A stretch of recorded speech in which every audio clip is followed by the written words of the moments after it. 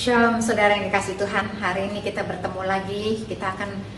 Saya akan membawakan sebuah kesaksian bagaimana Tuhan benar-benar merubah hidup saya.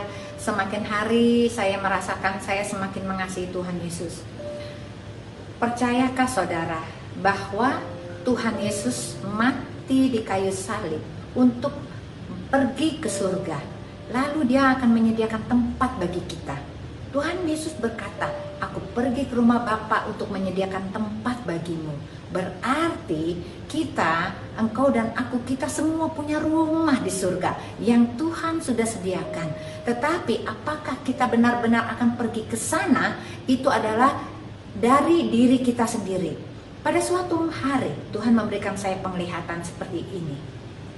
Saya di dalam penglihatan saya berada dan di sebuah tempat hijau, penuh dengan kedamaian, seperti padang rumput seperti itu. Lalu saya seperti terbang dan saya mendarat di rumput-rumput di depan sebuah rumah. Seperti rumah, gedung seperti gedung, warnanya putih, gedung putih ini, dan mempunyai tangga. Pada saat saya bangkit dan berdiri dan berjalan menuju rumah ini, seorang malaikat sudah menantikan saya berdiri di sana. Dia memakai baju putih. Pada saat saya berdiri dan saya menapak tangga itu, dia menunjukkan kepada saya ada sebuah nisan. Lalu dia berkata kepada saya begini, lihat nisan ini. Ini adalah suami daripada ibu yang sebentar lagi akan datang ke tempat ini. Dan ini kemudian dia kasih kepada saya foto daripada ibu yang segera akan datang ke tempat itu, katanya, ke tempat atasnya. Lalu dia kasih sebuah foto kepada saya dan saya memasukkannya ke sebuah dompet kecil seperti dompet gepeng seperti itu. Kemudian malaikat ini berkata kepada saya, mari sekarang ikutlah aku. Lalu pada saat saya mengikuti dia, saya lihat ada sebuah pintu. Nah, pintu itu terbuka. Pada saat pintu ini terbuka, saya melihat sebuah penglihatan lagi di sana. Di situ ada sebuah tempat alun-alun yang dengan 4 pilar begitu, dikelilingin begitu banyak malaikat. Begitu banyak malaikat yang sedang mengelilingi alun-alun ini. Itu di sebelah kanan saya. Lalu di sebelah kiri saya ada sebuah ruangan. Waktu saya masuk ke ruangan itu, saya terheran-heran karena ruangannya itu panjang sekali ruangannya dan besar sekali. Dan saya melihat di jendela di sana ada sebuah pemandangan yang sangat indah, sebuah taman-taman indah dengan bunga-bunganya. Saya lihat begitu indah. Dan saya lihat juga ini meja yang ada di tengah-tengah ruangan yang panjang itu, ada beberapa meja panjang dan semua orang sudah duduk di sana, sudah duduk seperti ada sebuah pesta makan seperti itu, saudara. Jadi pada saat saya diajak ke sebelah kiri ruangan ini, malaikat itu berkata, mari aku akan tunjukkan kepadamu tempat dudukmu, di mana nanti engkau akan duduk. Pada saat saya duduk di sana, dia mengatakan bahwa ibu yang akan datang ini adalah Ibu Deborah. Pada saat saya melihat foto itu, saya melihat ibu ini sedang merenggang nyawa ada di rumah sakit. Jadi saya melihat seperti ada video klip begitu, bahwa ibu ini sebentar lagi akan pergi, dia akan meninggal dunia. Dan saya dikasih lihat prosesnya itu, bahwa ibu ini akan segera datang. Nah, pada saat malaikat ini menunjukkan tempat duduk kepada saya diajak duduk di sana dan di hadapan saya melihat ada suami istri. Lalu malaikat ini berkata kepada saya, ini suaminya dan ini adalah Ibu Deborah yang tadi kamu lihat. Sekarang kamu ambil fotonya, kamu lihat apakah orangnya sama atau tidak. Begitu saya lihat, saudara yang dikasih Tuhan, fotonya dan orang yang ada di depan saya itu orangnya persis sama. Dan dalam keadaan baik dan sehat. Saya lihat kedatangan beliau itu disambut dengan pesta makan, disambut dengan malaikat yang begitu banyak, yang semua berkumpul menyambut kedatangan Ibu Deborah ini. Berarti saya percaya Ibu Deborah ini seorang yang mengasihi Tuhan, yang dekat dengan Tuhan, sehingga kedatangannya ke surga disambut dengan sangat meriah. Saudara yang dikasih Tuhan, setelah itu malaikat ini mengajak saya ke sebelahnya lagi. Saya lihat di sana banyak rumah. Yang tadi saya katakan bahwa Tuhan Yesus pergi ke rumah Bapa di surga untuk menyediakan tempat tinggal bagi kita, bagimu dan bagiku. Dan ternyata itu benar. Dan saya lihat rumah demi rumah dan rumah demi rumah. Rumah itu gede, seperti gedung bentuknya. Dan ada pintu depannya, ada jendelanya, ada kamar-kamarnya.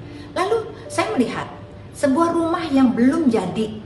Jadi rumah ini belum selesai, dan saya melihat ada seseorang di ujung sana sedang berargumen dengan malaikat yang mendampingi orang itu.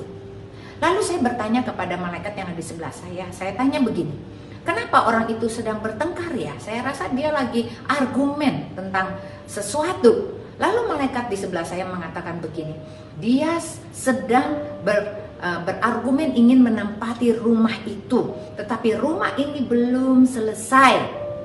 Rumahnya belum jadi karena rumahnya itu tidak ada atap, tidak ada pintu depan, tidak ada jendela-jendela.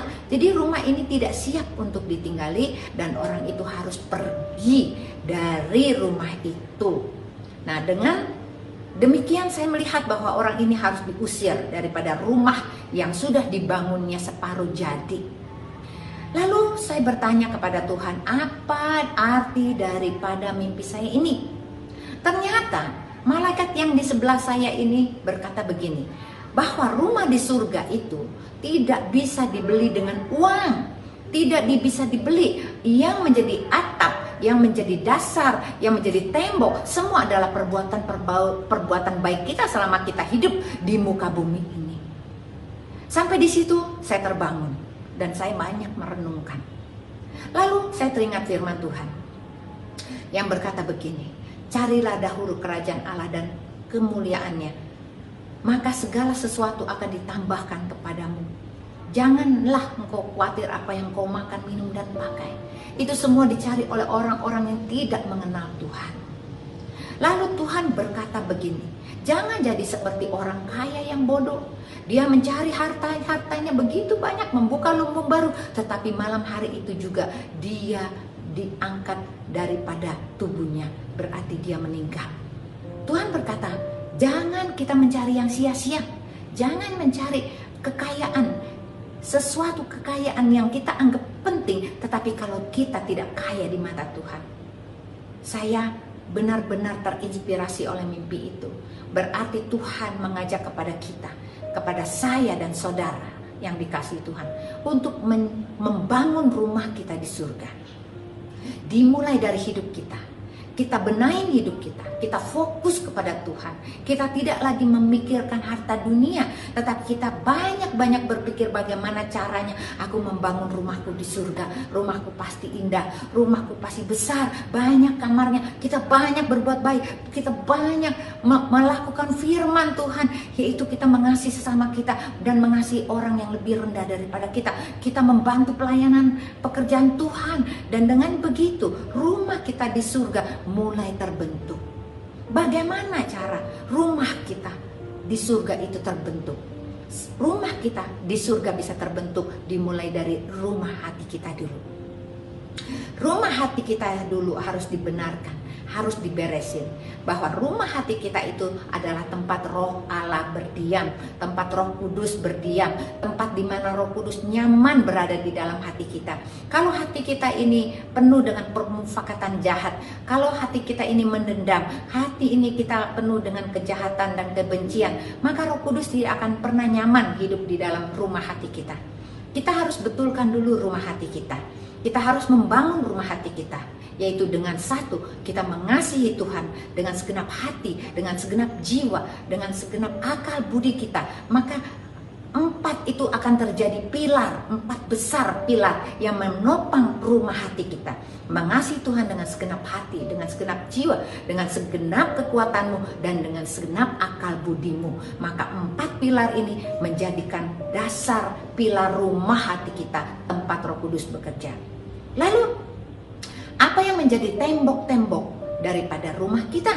Tembok-tembok rumah kita ini adalah kasihilah sesamamu manusia seperti dirimu sendiri. Ini yang akan menjadi tembok yang menjadi tembok yang bagus, yang keras, yang rapat bagi rumah hati kita. Kalau kita sudah mempunyai pilar dan kita sudah mempunyai tembok dan kita memerlukan atap daripada rumah hati kita ini. Apa yang disebut dengan atap rumah hati kita ini? Rumah atap kita adalah bentuk yang segitiga, yaitu kita harus menjadi pelaku firman. Dengan dasar kita mempunyai satu kesetiaan. Kita punya kesetiaan, kita mempunyai ketaatan, kita mempunyai kerendahan hati.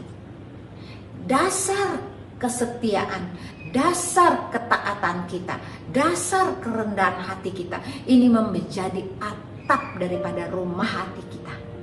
Rumah hati kita ini akan terbentuk dengan sempurna jikalau kita lakukan itu semua. Kita lakukan 3 hal. Hal yang pertama, mengasihi Tuhan dengan segenap hati, dengan segenap jiwa, dengan segenap kekuatan, dan dengan segenap akal budi kita. Dan hal yang kedua, kita mengasihi sesama kita manusia seperti diri kita sendiri. Tidak punya musuh, kita mengampuni musuh kita, bahkan kita berbuat baik kepada musuh-musuh kita. Itu hal yang kedua. Hal yang ketiga, kita membangun atap daripada rumah hati kita itu dengan dasar kesetiaan, dengan dasar ketaatan, dengan dasar kerendahan hati. Maka kita akan memiliki rumah Tuhan di dalam hati kita, di mana Roh Allah akan diam di dalam kita. Roh Allah yang kudus itu diam di dalam hati kita. Dia yang akan mengajarkan kepada kita segala sesuatu tentang hal-hal yang tersembunyi di dalam diri Allah. Oleh karena itu berbahagialah mereka yang mempunyai pengertian tentang hal ini. Kita mulai dari sekarang, kita harus belajar fokus untuk membangun rumah hati kita. Dan kita mulai fokus untuk membangun rumah kita di surga. Maka kita akan disebut anak-anak Allah yang berbahagia, anak-anak kerajaan Allah. Kita memiliki Tuhan di bumi. Kita bisa menikmati perasaan surgawi di hati kita semasa kita ada di bumi. Tetapi kita juga nanti kita akan pergi ke surga bersama dengan Bapa kita. Kita akan bersama-sama bersukacita dengan para malaikat. Kita memuji namanya, kita bersukacita, dan kita akan bertemu dengan Yesus setiap hari. Dan kita akan bersukacita untuk selama-lamanya. Kesaksian saya ini benar.